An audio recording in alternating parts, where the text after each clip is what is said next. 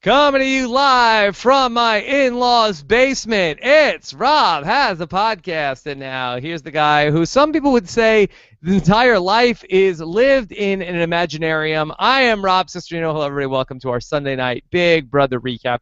We are here end of August, August 23rd, talking about the Big Brother 17 season, which 1 month from tonight, all will come to an end on September 23rd, and we will kick off the premiere of Survivor 31. But a lot of Big Brother left to talk about, and here with us to talk about it all, our live feed correspondent for Sunday night. You know him from the Big Brother Happy Hour. Welcome in, Taryn Armstrong. Taryn, how are you?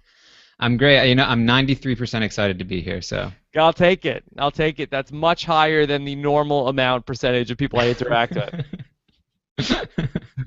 One more day for me on the road. I'll be traveling back tomorrow. So by the next time you hear us on a Big Brother podcast, we will be back in the studio live this Wednesday night with Jason Roy. Very excited to talk about that this upcoming Wednesday, 9:15 p.m. Eastern Time, after the Wednesday night episode of Big Brother. Usually we do the voicemail show on Monday. No voicemail show this week, sad to say. So the voicemail show is going on hiatus for 1 week only. It'll be back next week. I do have a podcast for you to listen to instead. Taryn, you know that show Full House that you don't care about? I know it very well because I got so much crap for not knowing about it. Yes. Well, there was an unauthorized Full House movie on the Lifetime Network over the weekend, and I spent 2 hours today talking with Eric Stein all about it. So that podcast is going to go up on Monday morning. So no voicemail show this week, but the unauthorized Full House story with Eric Stein will go up in its stead this week. I'll have to watch it just for the podcast. Yes. Well, you could just watch the unauthorized Full House movie, and you would be like, you got the entire 8 seasons of Full House. Well, there we go. Yeah. So a lot of stuff coming up there. So excited for you guys to hear that. Very, very fun stuff. All right. So we are here live on robhasawebsite.com. If you want to get your questions into the show, of course, you could tweet us, hashtag RHAP, and then also post them on our YouTube channel at robhasawebsite.com/YouTube. We also have the chat going on robhasawebsite.com. Let's talk about this show here tonight, Taryn, because I've pretty much been agnostic on Austin all season long. You know, I've sort of been rather indifferent to him, but tonight I just found him to be so annoying on the show. I really did. I think it's probably just the exposure, to be honest. Is that it? Yeah, I mean, he was in the diary. We got almost every single diary room was Austin's. He narrated the entire episode. Every part of it was so annoying that I tweeted it out during that speech tonight, really just chewing on the scenery. So he thinks he's so clever. Yeah, you know, people were telling him afterward that it was a good speech, and it's just so funny watching it now. Yeah, but I think let's start with Austin, because I think he's the top story at this hour, and I think that there's some question. Is Austin playing a good game, or is Austin doing a bad job? I saw Andy Herron tweeted earlier tonight, say what you want about Austin, but the guy is playing a really good game. And so I think that's where we need to start. I mean, I don't want to disagree with Andy Herron. Yeah, you'll end up on that beef list. I mean, he's great, but Andy, that is. Austin, I don't think so. I think he's kind of like a below-average player who has some knowledge of the game, which kind of makes him appear maybe a little bit average. And then he also has the benefit of, you know, having 2 twins to back him up, and they've been winning some competitions, and that's about it. I think he's peaked too early, and I don't see Austin winning this game. Yeah, tonight was just really insufferable between all of the, well, Austin wants to do this, but Judas wants to do this. Can Judas go back on his word? And it seems like on paper a good scenario to be in, to be aligned with every single person in the house. But in practice, it was a rather complicated scenario, and everything coming into this week was, got to get rid of Vanessa, got to get rid of Vanessa, got to get rid of Vanessa. He says early on in this episode, I'm not going to let Vanessa win my HOH week. Cut to, by the end of the hour, Vanessa has him right back where she wants, eating out of the palm of her hand. Yep. I mean, completely. And by contrast, I think that tonight might have been the most impressive Vanessa episode of the season. Yeah, and it should be. I mean, to be fair, I think week 2 was probably her most impressive week as a whole. But refresh our memory. What are you referring to? Week 2 was Shelley's HOH when she got rid of Devon, and that was the week where Vanessa was completely on the outs. There was an 8-person alliance, and Vanessa managed to flip the entire house and restructure it so that she was aligned with Shelley and Clay, as well as Austin, and she found out about the twins and used that to her advantage, and really set herself up to where she is today. Okay, so Vanessa does a really, really good job. It's unclear exactly how much she knew that she was going to be going up on the block, like whether she just suspected or somebody told her along the way. Did she ever have confirmation, or she was just acting on her gut the whole way? Austin told her that he wasn't going to put up Meg or James, so she knew it was going to come down to her or Steve. At first, she thought it was going to be Steve, but then when she had that conversation in the HOH room that we saw, it looked like it was much more, back and forth. And then Austin was basically calling Vanessa up to the HOH room to tell her that he was going to put her on the block. When she managed to talk him out of it right before the nomination ceremony, which we saw. But we didn't really get a sense on the show just how gung ho he was. He had rehearsed what he was going to say to her right as she came in, and he said it all, and then she managed to flip it around. So just to talk this through, why has Austin decided to go all in with brass tacks as opposed to the alliance that would be the Scamper Squad plus Johnny Mac? So basically the reason is back when Vanessa and Shelley were on the block and Meg and James and Jackie came to Austin about flipping the vote to save Vanessa, they made that decision together and they went against Becky, which really bonded them and put trust with them, because it was like, hey, we're going to do this, this cool move, and we're going to do it against this person that we thought you trusted.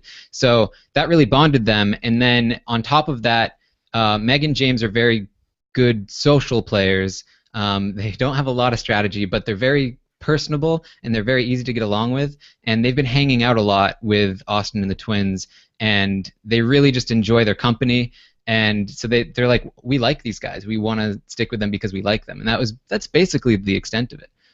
But they like them more than Steve, who seemed like he was much closer with the Oz twins during this episode, to the fact that that ultimately it ends up with being on the block that it's Steve and Johnny Mac. Yeah, they are close to Steve, the twins more than Austin, and they do really appreciate what he did for them in the double eviction by not going after them. But ultimately, they like Meg and James more. They were going after Johnny Mac and not Steve initially, before Steve started putting up a fight about being a pawn, which kind of rubbed them the wrong way. But before that, they were totally cool with Steve. They just wanted to put him up as a pawn next to Johnny Mac because he was associated with Johnny Mac, which is the last person they started to work with. So they knew the least about and they trusted the least, especially because they hear Johnny Mac yelling in the diary room all the time, and that really sketches them out. Uh-oh. That's no good. It's like, how come that we've never had this problem before with all these other diary room yellers? It's actually the yelling hasn't usually been a problem, but usually the person that gets the most diary rooms, they're usually looked at like, why are you getting so many diary rooms? It always throws suspicion on them. Maybe we just haven't had anyone that yells as loud as Johnny Mac, but we've had some pretty loud yellers. So. Boy, Johnny Mac was really nowhere to be found during all of this decision-making during the episode. Did Johnny Mac put up a good fight to try to say why he shouldn't be nominated? No. He thought he was good for a while, and then when he found out he was going to be nominated, he was pretty convinced that it was going to be just strictly as a pawn, and Vanessa was the backdoor target. Yeah. Okay, so we will talk more about Johnny Mac's reaction to all of this. So Austin really just came off as super wishy-washy in the episode, to where he starts off the episode, I think that Plinko said this in the chat room, where he's saying, hey, I'm not going to let Vanessa run my HOH, to in the moments before the nomination had to be made, he's sort of frantically like, okay, somebody just tell me what to do. Yeah. Somebody just tell me what to do. And to the point where he's like, all right, Vanessa, can I put you on the block? And she's like, dude, you got to do what's best for your game. It's like, oh, that's not helping. Like, this season is so crazy where you really have to. It's like The Bachelor to get somebody to go up on the block. It's like, Steve, do you accept this nomination? Will you take this nomination? And he's like, no, I will not. As long as you don't nominate with Johnny Mac, as long as we're not together with Johnny Mac. Yeah, like, oh, okay. It's like you really have to talk people into being nominated. It's I said this before on Twitter also, where it's like you don't have to ever say to the HOH, yes, fine, you got it, I'll go up on the block. You don't have to say that, and then doubly, like, it doesn't matter if you say yes or no. It's not the sort of thing where you have to accept it. The HOH could say, I know you don't want to go up on the block, but you're on the block this week. That's tough. Yeah, Austin, he was allied with everybody in the house, so he really wanted to try and keep that by making sure that somebody agreed to go up with it. But when it gets to the point where you're basically like bullying them into, not bullying, but like pressuring them into accepting the nomination, it's pointless anyway. Yeah. So Big Brother in 2015 has really just turned into, like, can I please put you up on the block? Can I please put you up on the block? All right, can I please vote you out this week? Can I evict you? Is it okay if you're the person that we evict this week? We need it to be somebody. Could you please do me a solid and let you be the person that we evict this week? Okay, fine. All right, fine. Then it got to the point where Liz is like, oh my God, Steve, he's being so annoying. Why won't he just let us put him on the block and shut the F up? The twins are absolutely hilarious about that. They whatever they currently believe, they fully believe it. Like, we hate Vanessa, she's the worst, she betrayed us. I always defended Vanessa. She's not that bad. We love Vanessa. Vanessa's the best. Steve has to go. No, we love Steve. They're hilarious. They flip around, but they have convictions, which is good. So for Austin, but this was such an odd episode for him. He was just really so all over the place, and that speech has to be one of the most absurd in the history of Big Brother. Yeah, it was pretty clearly meant for Vanessa. So when Vanessa didn't go on the block, I mean, it made it even a level more ridiculous than it already was. Hold on. So he wrote the speech. Then the speech was all about putting Vanessa on the block. Then he didn't put Vanessa on the block, but he kept the speech? I can't, like, it must be it, because he's into, romantic poetry, literature stuff, and I'm sure he wanted to have some sort of, poetry speech kind of thing. And so when it came down to the last minute and he didn't know what he was going to do, he just went with a speech he already had. And I think he thought, well, I can always turn this into the Vanessa backdoor speech. So, like, isn't the point of a Vanessa backdoor speech to not give a speech before you backdoor her? Yeah. But I mean, this is Austin we're talking about. Yeah. So that was so crazy. All of that stuff from Austin tonight. Really, really just wacky stuff. Steve tonight seemed like he was making some good points. Seemed like he was really working, pushing the right buttons with Austin of, no, this is what Vanessa is doing. Vanessa is lying. See this? Here's the thing. I trust the twins. I don't trust Vanessa. She's going to be, the vote that's going to send me out if I go up on the block. And everything was good. But then when he starts in with this, all right, I'll go up on the block, but not with Johnny Mac, that seemed to be a turnoff for Austin and the twins. Yeah, it wasn't, and it actually wasn't too bad of a point with just Austin and the twins, because they didn't really catch anything about that. It was when they told Vanessa about it that Vanessa said, whoa, that's really sketchy, and they're like, whoa, you're right, that is sketchy. What they didn't show just how good of a job Steve was actually doing with Austin and the twins is to keep himself off the block. He had legitimately intimidated Austin into not doing it, into putting up Vanessa instead. And it was really coming down to whoever was going to talk to him last was going to influence his decision, and Vanessa happened to get to him last. And so it ends up with Vanessa stays off the block. What were the twins pushing for all this time? They were going back and forth. I think. Yeah, they were. They'd say, "Oh, we have to do Vanessa. We have to." No, no, no. We have to just Steve and Johnny Mac should just go up. That's what we should do.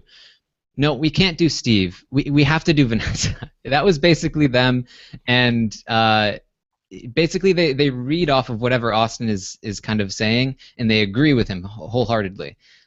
So ultimately, I think Julia in particular didn't want Vanessa up. Julia is a little bit more of a Vanessa advocate, where Liz kind of felt more like she didn't want to put up Steve. So let me ask you this question about Vanessa. Do you see a scenario where Vanessa is able to get the twins to throw Austin under the bus, or do you think that there's no way that Austin can be separated from the twins? If Liz is not in the picture, I think she can get Julia away from Austin. I think it's possible. As long as Liz is there, the twins are never going to turn against him, because Liz kind of knows that Austin will throw himself into the fire before one of them takes a hit. So Vanessa couldn't float something to Liz about how, oh, Austin, he said this about you, and he said that he doesn't even think you're that cute, and he said that he's going to go back to his girlfriend at home, and he's just using you, and he has a thing for twins. No, I don't think what? That would work. Oh my God. No. Like, yep. He said it. Okay. All right, we'll see. What a subplot that would be. It would be great, but I think they have to get Liz out first. Okay. And then, not to get too far into Wednesday, how did Steve take the news? Was this a major blindside for him to end up on the block? A little. I mean, he knew it was coming down to him or Vanessa, so it wasn't like a huge blindside, but he was definitely upset about it, and he was like, man, hats off to Vanessa. She really beat me there. And he was pretty disappointed. The thing about Vanessa, though, she really seemed to take the Austin made a deal with James and Meg thing pretty well, and she didn't really try to get him to go back on that deal too hard. Is that just something that they just cut out of the TV show? Yeah, that she was pushing really hard for him to put up Meg initially, and to backdoor James potentially, and she was pushing harder than she should have, because Austin was shutting it down every single time she brought it up. Did Austin get an HOH letter?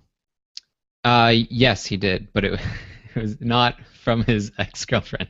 Not from his ex-girlfriend, or who was his current girlfriend when he went into the house. Yeah, I don't think he'd call her his current girlfriend anymore, though. Okay, was he wondering about anything like that? Like, hey, that's weird. Didn't I have a girlfriend that when I went into the house, did she write me a letter? Well, they right after he won, he was talking with Liz, and Liz said, "What if you know who is the one that wrote you a letter?" And Austin was like, "They wouldn't do that to me." Yeah. They wouldn't do that. Okay, so interesting. But they didn't include it in the show, right? No, I didn't see it, which I like, because I actually enjoyed this episode. Apart from Austin being annoying, I think this was a pretty action-packed episode with pretty much strategy from end to end. So yeah, it was an oddly structured episode where it's a Sunday night episode, but it starts with the HOH competition. How did you think that played out on television, by the way? I think it played out pretty well. I really enjoyed the slow-mo and the music. Yeah. That I liked that, and it is pretty interesting to see, like the how close it was, how close it came down to. I didn't particularly like the competition, but it's no worse than many other competitions. So yeah, James versus Austin in a sprint is just so unfair, because for it to be as close as it was, it's like James took like 20 steps and Austin took like 10. Oh yeah, James definitely is the faster runner. I think the difference was Austin was set up. He had one leg up when he was down on the buttons, and James was on all fours, so it was going to take James a little bit longer to get up and a little bit longer to get to full speed. And then on top of that, Austin has longer limbs, and he was able to reach for the button. James was actually closer to the button than Austin was, but Austin was able to reach out and slap it before James was. According to Scott St. Pierre, he says it was as close as the this morning's World Track and Field Championship in the 100 meters. Totally, and I totally watched that. So yeah. Yeah. So for James, he just got a competition that did not, go to his strengths here. It should have been like to go there and back, or like it's such a short distance. Well, I think any longer, and the differences in athleticism would have been even more exaggerated. Yeah. Okay. And so in terms of everybody else that's going on there in the house after the competition, was there any sort of people reading into who was excited for Austin winning the competition? Yeah. So Austin, first of all, Austin was kind of regretting winning the competition. He was like, I should have thrown this. We're allies with everybody. I didn't want to win this. I should have just thrown it to James. But you never know. I wanted to be safe. Blah blah blah.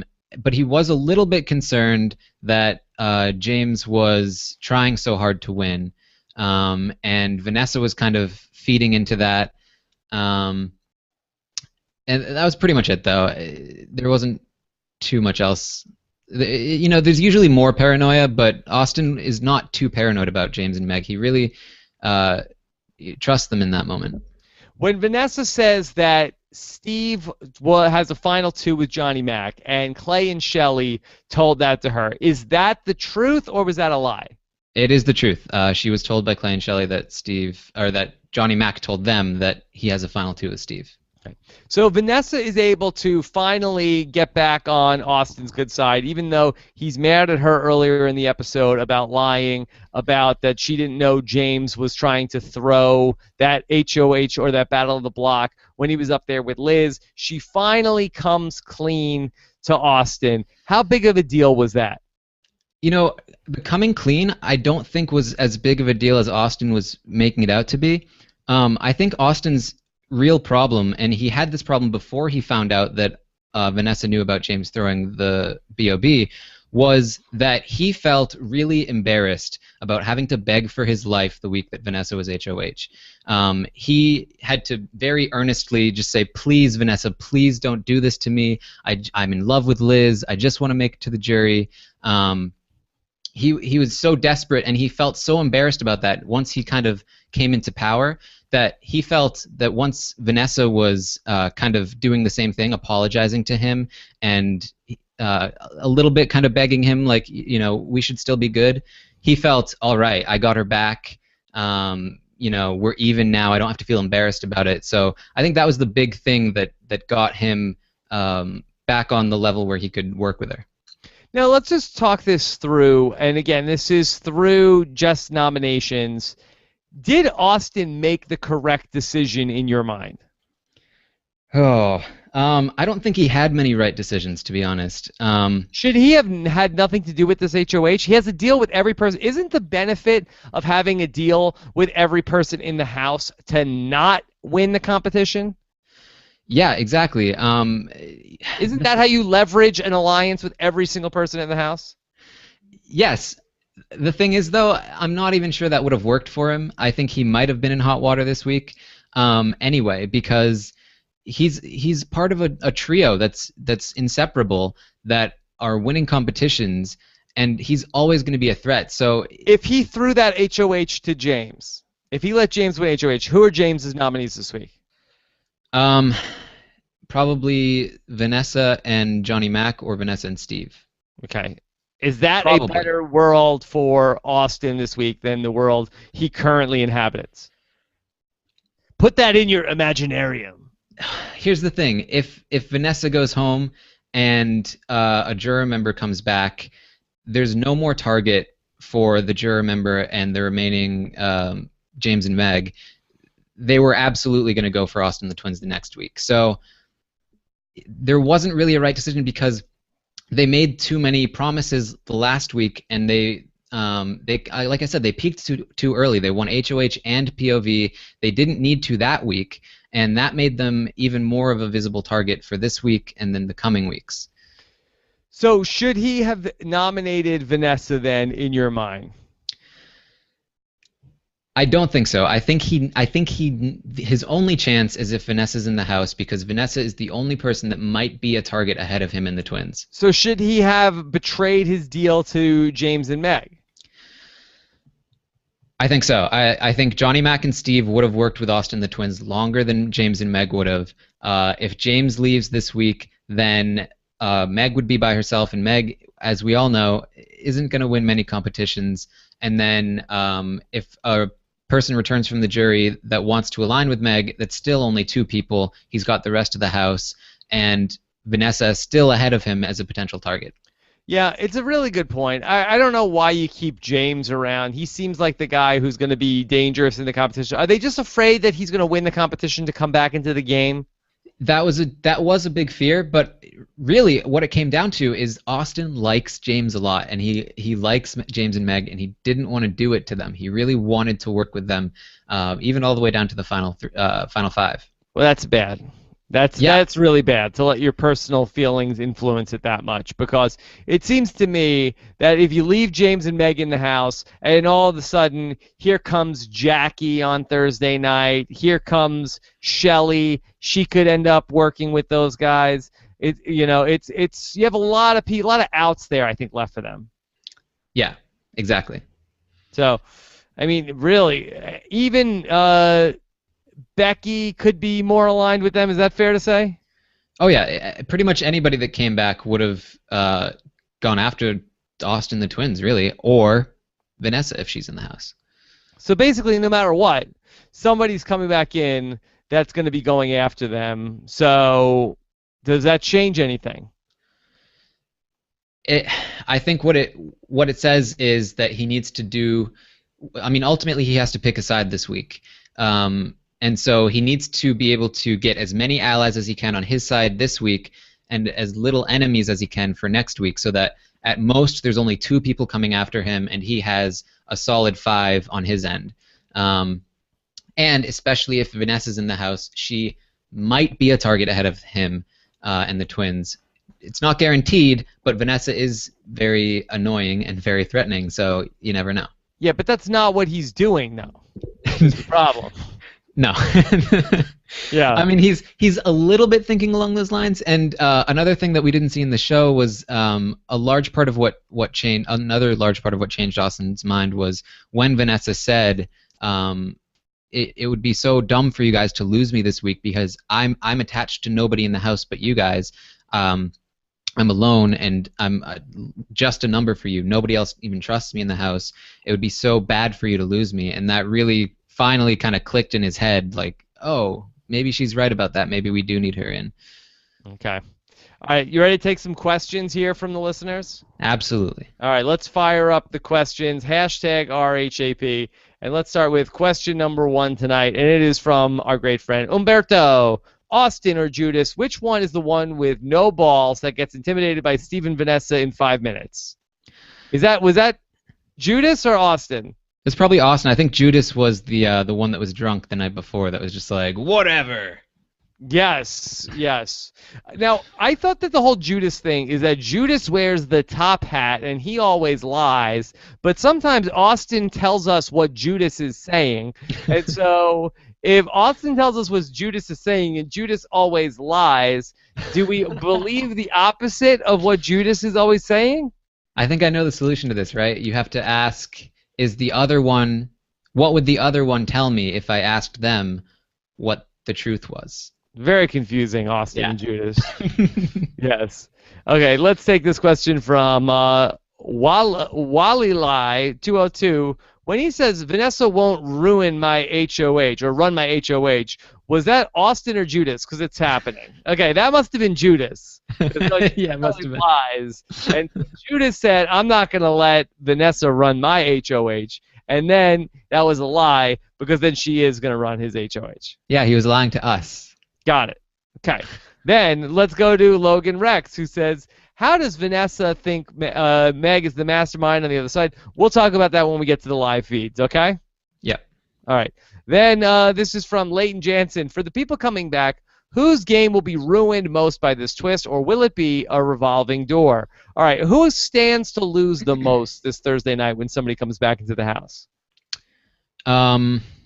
It depends. It's between Austin the twins or Vanessa. They're the people who stand to lose the most because they're the people who will be targeted by any of the people returning from the jury house. So,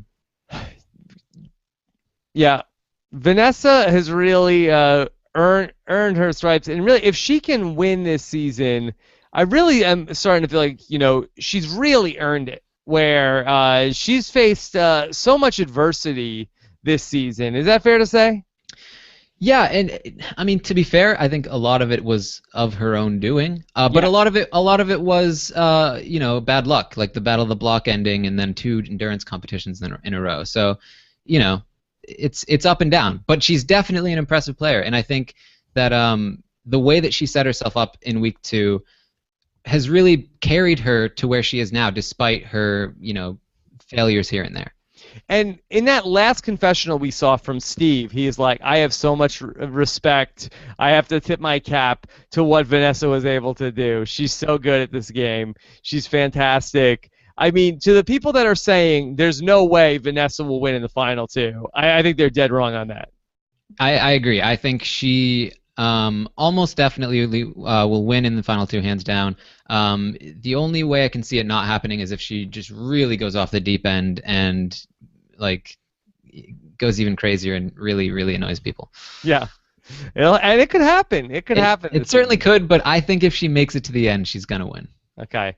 So let's take this question. This is from Bobby S. Is Steve the worst social player this season? Time after time, he gives people reasons not to trust him by getting so defensive. Should Steve be the target instead? All right, let's just answer that question in terms of Steve and his social game.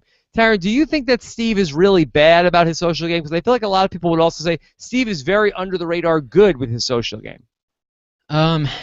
Steve's social game has improved, I think, a lot since week 1. The work that he had been doing this week and continues to do this week has been very good. He's been able to bond with people that he previously wasn't able to before, and he still sketches people out here and there. He still makes mistakes, but I don't think he's a terrible social player anymore. I think he's really started to grow into somebody who can play the game. Okay. Let's take another question. This is from Sergio. Sergio says Austin hasn't been nominated so far. Don't you think his game is better than we think? Should we be giving Austin more credit for somebody who hasn't been on the block? No. Remember, he's somebody who in week 1 it was like, who's it going to be, Jace or Austin, right? It was mostly Jace though. Austin was safe at the time. Okay, so. It looked like he was going to be the next to go. He was in danger, yes, for a few weeks after that, until he did his whole "I'm here for Liz" spiel. Yes. But no, I don't think the fact that he hasn't been nominated is more to do with the fact that people he happened to be aligned with were winning in the beginning when he was in trouble, and then they got themselves in trouble for the next few weeks, and now he's been in power for a couple of weeks. I think an Austin nomination is coming soon. Because go back to the beginning of the season and all the preseason stuff that we did. I think we all were saying, like, oh, Austin, he's going to be such a comp threat. People will vote him out because he's so threatening in the House. Yeah, he's definitely done a good job with that. I mean, I don't think he's done a lot of it intentionally. I think he just is kind of bad at a lot of these competitions. But, again, I think a huge part of his perception in the House is stemming from that week where he went around to everyone saying, please don't send me home. I'm just here for Liz. I fell in love with a girl. I've messed up my life. Don't do this to me. He really came off as kind of pathetic, and that's why he was so embarrassed, and that's why he's been able to, slide under the radar until now.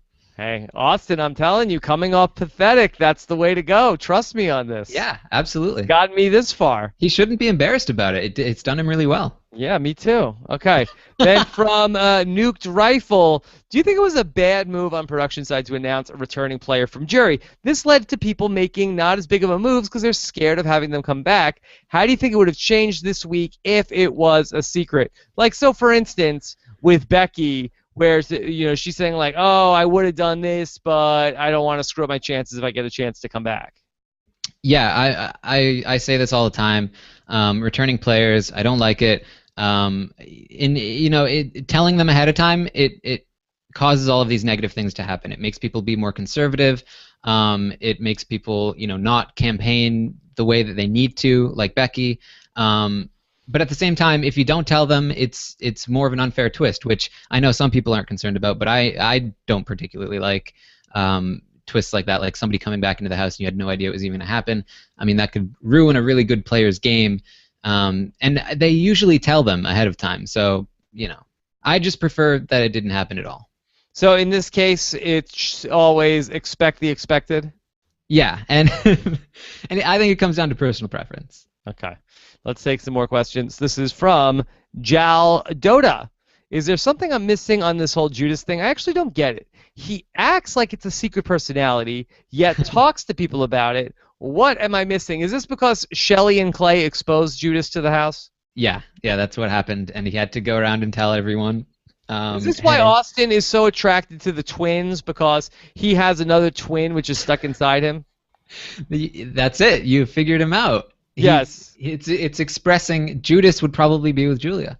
Yes. And so do we think that when Judas takes over, he should try to get with Julia, or is this like some like creepy move that he's going to try to pull at some point? Like, hey, I'm Judas now. Judas has an eye for you, Julia. Why don't you come over here? Exactly. You could just claim I'm Judas. I'm not Austin. So. Oh my God, I hate Austin. Like, well, I'm Judas. Like, oh, okay. Julia likes the bad boys, or so she says. So. She likes the bad boy, so she likes Judas. Exactly. Interesting. So this is from Paul Rini, who says, do you all agree that it's official? Austin is playing BB for camera time with D-list acting. Austin is the Ed Wood of Big Brother. Are you buying that, Taryn, or do we lose you with Ed Wood? I know there's a movie about Ed Wood. Yeah. And I know that he's really bad at movies. Yes. Yeah. I never watched the movie, unfortunately. That's fine. You get it. You get it. I do get it. I think this is what Austin's been doing the whole game. I remember in week 1 or something, he was like, "Oh, this is the underground movement we're starting." Like he's a wrestler. He wants to play it up. If you saw Peter Brown in Big Brother Canada season 1, I think he had similar intentions. So he's trying too hard. We all agree? Definitely. See, the thing about wrestling is that we like that stuff in our wrestling. The thing about reality TV, I think that most people, don't we want to see authenticity? Don't we watch a reality show because we want to see people as they are in extreme circumstances and not people playing a character under, like, isn't the appeal of reality TV, hey, here are authentic, real people not playing a character? Yeah, absolutely, and I think that's why Zach last season was so well liked, because he was just so earnest and genuine and everything. I mean, I know his speeches were kind of rehearsed, but that diary room where he's in tears, people like seeing the genuine emotion. Yeah, and sometimes that is a character, and that's, I think, what has been the appeal of Johnny Mac. And I don't think Johnny Mac is doing a character, but Johnny Mac's character is sort of like, yeah, I just don't feel like dealing with all the BS in the house. Exactly. And I think that's his character, even though it's authentic. Yeah, exactly. And same thing with Donnie, right? Where Donnie's just like, I don't want to deal with these fake people. Like, I can't do Donnie's accent, but... I don't want to deal with these fake people. Yeah. I'm very rusty on that. But yeah, I got it. So let's go to Pad Tad, who says, too many people in the house. Vanessa is the villain. Do you think she knows she's the villain? I think that we're missing a word there. But too many people in the house think Vanessa is the villain. Do you think she knows that she's the villain?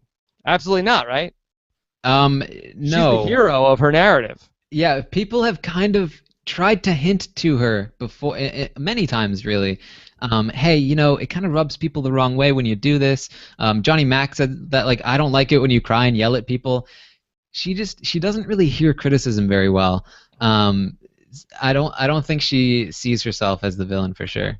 No, I don't think she does either. And it's interesting. I mean, I don't know how many people do see themselves as the villain outside of like a Russell Hantz or a Johnny Fairplay when you're actually in the game. Do you think that often happens?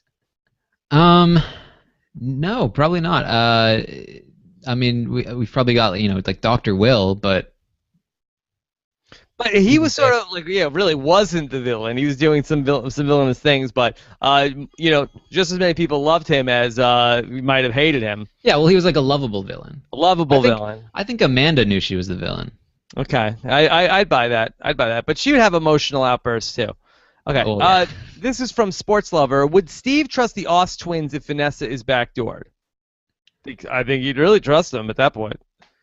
Not if he was up first, right? Because he was telling Austin the twins, if you put me and Johnny Mac up over Meg and James, it's telling me that you're with Meg and James and not us. And I mean that's very true. Yeah. So I think it would be a good stepping stone, though, right? I mean, it's better than taking one of them out for sure. But if they wanted to keep their trust, they should have nominated him in the first place. Okay. Let's take another question. This is from Proud Nurse. My favorite night for RHAP is Sunday because Taryn, he's the best. Well, now he's going to get a big head if you do that. If you say stuff like that. So my head is already really big. Yeah, don't be like an Austin now. Okay. All right. Whose head is bigger, yours or James's? Can you balance it on your neck? Yeah, I probably have better neck strength than James. Okay, your neck is a lot of head banging. Okay. All right. Then let's take this question from Big Brother Rupert. Says, who is coming back into the game? Hashtag BB17. Hashtag Rupert Toe Becky. The good question. Who's coming back on Thursday?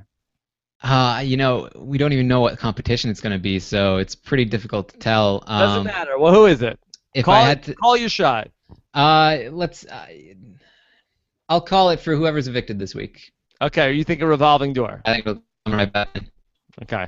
All right. Let's go to Legendary Drew, who says, why is the unanimous decision always the dangerous one to the house guest? Why is the unanimous decision Audrey and Vanessa always the dangerous one to the house guest? So I guess this question is, when the whole house wants to do something, why do people wait, well, hold on a second. I don't know if I want to do this if everybody wants to do it.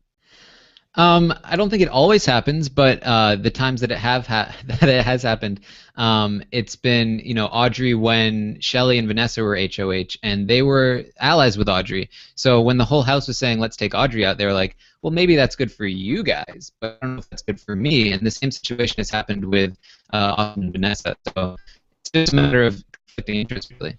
Okay. All right. Let's go to one more question, and then we'll do the live feed. This is from Sakashi's Broadcasting Channel. Has Vanessa finally risen back to the top? All right. We'll hold on that when we get to the live feeds. One more question before live feeds, if you have one, Scott. Or if let's do this from Spicy Wasabi. If Vanessa gets Oz twins to turn on James and Meg, would it be the move of the season? It would be one of the moves of the season. It would be very good. This is probably something we should talk about with the live feeds. Okay. All right. So we'll go ahead and switch over into the live feeds.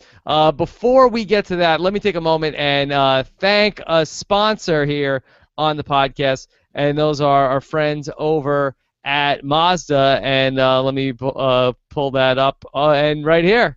Yes, because if driving matters to you, driving with the windows down, with the wind blowing through your hair, like Austin running in slow motion, the smell of pine trees and fresh asphalt, we look forward to these moments when it's just you and the road, no distractions, handling every curve just like she's running Austin's HOH, and feeling every nuance in the road. Ask yourself, does driving matter to you? Because if it does, we build cars just for you, because to us, driving matters. Mazda. Let's do the live feeds when we do sound effects on an iPad. Here we go. This is spoilers. The Office of Civil Defense has issued the following message. This is a spoiler. Warning. A spoiler. Warning means that an actual spoiler against this country has been detected, and that protective action should be taken. It's the lamest 17 seconds in podcasting. Yes, that's right. Let's talk about the spoilers. Taryn, are you ready? I'm very ready. Very ready. Okay. So let's talk about things. Where do we stand with the power of veto? The power of veto, as Julie mentioned, was Zinbot. and Vanessa won the power of veto. Okay, so we had the Zingbot back in the picture, and then Vanessa wins the power of veto. So no backdoor for Vanessa this week, and we had the Zingbot. Tara, anything eventful from the Zingbot? I think I don't know if we ever actually heard what it was, but Austin did get a joke about or a thing about his current / ex girlfriend. Vanessa got a zing that was something like, your game is masterful, your crying games, your masterful crying game, something like that. People were talking about how Zingbot said he was playing a masterful game, but crying a lot. And Taryn, as your connection has gone out, you are now a perfect sound double for the Zingbot. Oh, do I sound better now? Yeah, can you give us a zing? Zing. Yeah, that's exactly right. Oh my God. No, really, very well done on the masterful Zingbot impression. So hopefully you will come back to full audio quality soon. All right, so tell me how much was Vanessa in danger prior to winning the veto? Not very much in danger. She pretty much by that time talked her way out of being a target. Winning the veto definitely helped her continue that, though. Am I still very... Yeah, a little bit. So a little hard to make. So we'll let Taryn drop out and then have him come right back. Let me tell you about what's coming up the rest of the week. We are going to be having, of course, on Wednesday, we'll be live with Jason this Wednesday night. And then after the eviction on Thursday night, I'll be back to talk about the eviction and also what's going on with the person who comes back into the house this Thursday night at 10:15 p.m. Eastern. We also have, in addition to our podcast with Eric Stein to talk about the Full House unauthorized story, I also am going to be trying to track down the writer of the Big Brother, the unauthorized story. That is the oral history of Big Brother article that was written on Huffington Post. I'm going to try to contact the author of that story this week and get a podcast with that person. Plus, hopefully it should be an eventful week in terms of Survivor as well. And then also we will have coverage of Fear the Walking Dead coming up later on this week on post-show recap. So very excited to be switching over to watch that once this show is done. We're not going to have a live Fear the Walking Dead show like we do with the regular Walking Dead on post-show recaps, but we will have the audio version of that up on postshowrecaps.com. All right, so if it looks like, according to Taryn and according to everybody on the internet, that Vanessa has won the power of veto, so she will not be going home. And so it looks like, based on whether or not there will be the renomination this week, we'll see either Steve or Johnny Mac go home this Thursday night. And so we're really hoping for Taryn to return soon. Why don't I'll take some, let's go back to questions, Scott. What do you got? Let's go to this one. And this is from Leighton. Since Vanessa won the veto, it appears on the feeds that she wants to take down John or Steve and get James or Meg out. What are the odds of that happening? Well, this is going to be one of those weeks where it's going to really come down to Monday to see what's going to happen. We've seen it a couple times already this season where over Sunday night, and really the day that Jason ended up going up on the block was a great example of this, that we end up seeing it come down to the wire like that. So this is just going to have to be a day where we end up going all the way to Monday to see if that plays out. And maybe if there is a renomination and some hijinks breaking out in the house, we'll do another podcast and get on here and talk about what's going on, since there's no voicemail show this week. Umberto wants to know, what is more cringeworthy, Austin's nomination speech or the Vanessa eviction plea on the double? Boy, the Vanessa eviction plea of like, please don't vote me out, was that I wrote myself a quote 10 years ago, and then we ended up with, I read this 10 years ago and I wrote it in my book. That was not as bad as Austin's nomination speech, because the Austin speech was much more rehearsed. It was longer. it was going on and on. I think that Vanessa really thought that it was going to sway people. I felt like Austin was doing that to try to get camera time. So I think that what he did was definitely worse. Patrick Killen, so wants to know, what are your thoughts on Johnny Mac's ability to save himself with just one conversation these last 2 weeks? Seems like his strategy is to sleep when he's safe, wake up and talk himself to safety when needed. The thing that works about Johnny Mac to me is that he is somebody who his non-threateningness, I believe, is his best asset in the game. I think that the less he talks, the less people think he's worrying about the game. And then when he just like opens up to somebody and tells them hey, let's make a deal. And they're like, oh, Johnny Mac, he's a good guy. Because he doesn't talk that much, doesn't make a lot of deals, doesn't really try to work over too many people. I think that's what Johnny Mac really has going for him. Then we have Jennifer Pollock, who says, shouldn't the twins and Austin want to target Steve now instead of Megan James? Because if Steve stays, he'll join Johnny Mac and Vanessa to become an opposing threesome. So should they want Steve out of the house? It's an interesting question. Steve is such a wild card. I mean, he's just somebody that could go back and forth to work with anybody in the game.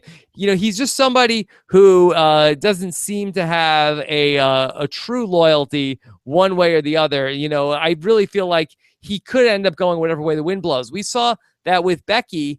He really did not care for her, but yet he decided to work with her anyway, and then he was very nice to her in her final words the other night. Taryn, are you there? Yes, can you hear me? Taryn, I've never been so happy to see you. I'm so sorry. My internet has just acted up out of nowhere. I do not know what happened. Okay, fair enough. Okay. So, Taryn, let me catch my breath and ask you. All right, so Vanessa winning the veto and a possible renomination. Do you think that we will see one of these two nominees come down? Yes, as of right now. She was really she talked to Johnny Mac this morning, and Johnny Mac finally started to play ball with her and come clean with everything he has against her, and she was able to clear the air a bit, and so she feels like she can work with Johnny Mac. She went and talked to Steve and kind of cleared the air with him. She feels like I can maybe work with Steve too. She's trying to regroup and kind of get her plan, her original plan, back in action, where she's got Austin and the twins, and then a side thing that Austin and the twins don't know about, which is Johnny Mac and Steve. So she's trying to get James to go up as a replacement. Okay. So how would that shake things up if James was to go? First off, is Austin on board with this? He's not completely on board yet, but very close to getting there. Give it an hour. Yeah. From the last I saw, he was very close, and Vanessa was doing a pretty good job of talking him into it. She was coaching Johnny Mac and Steve about like what to say to Austin and the twins to try and get that to happen. During the episode, I saw Steve and Austin were talking, and it sounded like Austin was pretty convinced that he should go after James. Okay. So do they have the votes to take James out? Yes. If one of Steve or Johnny Mac comes down, then they will have the votes to send James out the door. But at the point now that you've made an enemy out of Steve potentially, at the point of view, if you made an enemy out of Johnny Mac, if you're Austin, don't you have to finish the job with one of these guys? I do believe so. He's allowed Vanessa to kind of take root in his group that should be his, and kind of steal Johnny Mac and Steve from him, or at least it appears that way at the moment, because he showed them that they're expendable to him, where Vanessa was able to come in and kind of swoop in and say, hey, I'm going to save you guys, I'm going to get Austin to put up James, and Austin having just betrayed James, as soon as that juror comes back in, I'm sure they're going to want to work with Meg and potentially Steve and Johnny Mac and say, let's go after Austin and the twins. Oh, boy. Okay.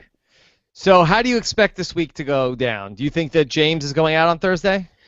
If I had to guess, I would say that's what it looks like it's leaning toward right now. There's a whole day left, and the more Austin talks to James and Meg, he could change his mind because he likes them so much. But that's how I see it going. I see James going up, and I don't know how much of a fight he'll put up, to be honest. So wouldn't this week just pretty much just be the reset button if James comes back? So how would things shape up if Zombie James returns to the house on Thursday? I believe we would see Meg and James trying to get Steve and Johnny Mac on board, saying Austin and the twins are clearly working with Vanessa. We need to form an alliance of 4 against them and try to take them out. Would they go for that, or would they go with Vanessa? I think they'd probably go with Vanessa. They probably pretend to go with Meg and James, but then not, probably throw the HOH or something. Let the two sides kind of battle it out. And at the end of they should really be going. What they should be thinking is, okay, we'll ride with Vanessa. We'll cut down some of the Austin and the twin numbers. With 1 or 2 of them cut, they're going to be probably good people to take to the end. So let's cut Vanessa somewhere like Final 5, which is what they should do. But I don't really know. We haven't really seen Steve and Johnny Mac talk too much about this whole new Vanessa loyalty thing. So as far as I know, they could be completely playing her at the moment just to save themselves this week, and next week they'll still be after her. Okay. Let's take a question from Alexandra W., who says, what should Meg and James be doing tonight to prevent one of them from either going up and tomorrow and leaving Thursday? Yeah, see, Meg and James have done a really good job of endearing Austin and the twins to them, but they just like the same problem I had with Jason when Jason was in the house. He was so good, he was so likable, just not on top of things. They have sat this week completely out. They haven't talked to Austin the twins about who they're putting up, what the strategy is, barely at all. They've just been like, all right, we trust you guys, we'll just kick back and not say anything. And that's really given Vanessa the room she needs to play and get in there and turn Austin against them, because he hasn't even talked to them for a while. So that's really been their downfall. Got to do check-ins. Got to do check-ins in the Big Brother house and Survivor. Let's do from Simi Afolabi, who says there's been a lot of chatter about Vanessa bribing some house guests. I didn't see this. Didn't happen. I saw a couple people have been tweeting about this as well. Are there contestants talking about splitting the money? Yeah, so the twins talked about, if I win this, I'm splitting it with you for sure. To each other? Yes, with each other, and apparently the diary room has no problem with this. They didn't get called out for it or anything. Vanessa also has talked about with Austin, hey, if one of us wins, let's split the money and take half of it and use that half as a stake, and we'll gamble it. So if he wins, he'll give her half the money to gamble, and they will split the winnings of the gambling. And she was kind of spinning it like we can turn it into kind of a spin-off show, and if I win and I give you the money, I'll coach you through the gambling, that kind of thing. Has she come clean with being a professional gambler? Oh yeah, they've known that she was a poker player for a while. They don't know the extent to which she was a poker player, but Austin, after she made that proposition, was kind of like, I think she's made a lot of money, because. Is that why he was on board with? It's like, okay, well, I could go with Vanessa, and then even if I don't win, like, I'll still have a chance to, make a couple $100,000 if she gambles the money. Even though she'll never actually do that with him if she doesn't win. From what he told the twins, he wasn't interested in it at all. He wasn't really interested in gambling with the money. So I don't think so, but you never know. She also mentioned something about trying to give them a gift if she won, like a car or something. Oh my God, that's so nice. Yep. Ew.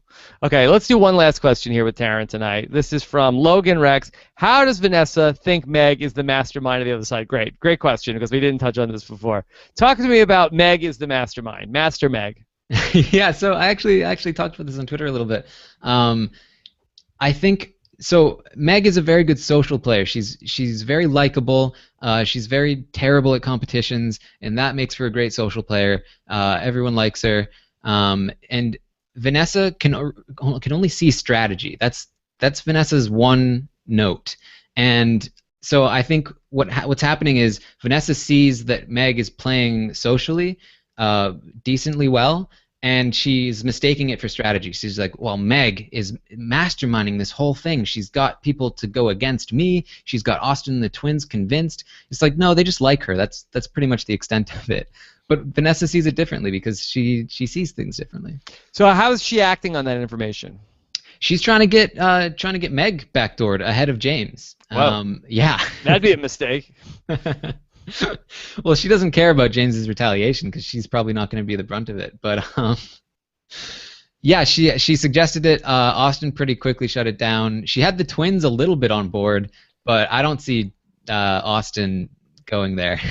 Oh my God, Meg is such a mastermind. Yeah, that was pretty much it. Oh my God.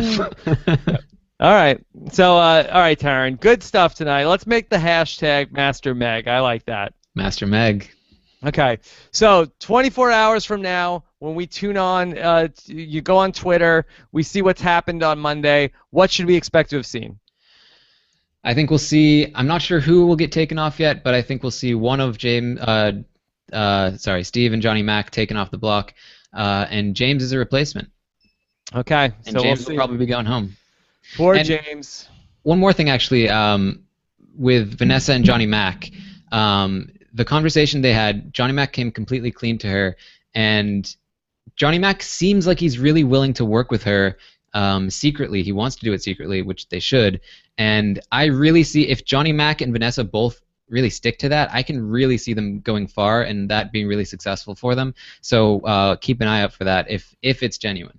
All right, well, we will see what happens. All right, so Full House podcast with Eric Stein. That's going to be up on Monday morning about the unauthorized Full House story. Plus, we'll have our live shows Wednesday and Thursday night, and then we'll do our exit interview with the person who gets kicked out of the house, unless they go back into the house on Friday, coming up on as far as all of our Big Brother coverage. So check that out. And then over on post-show recaps, look for our podcast talking about the premiere of Fear the Walking Dead.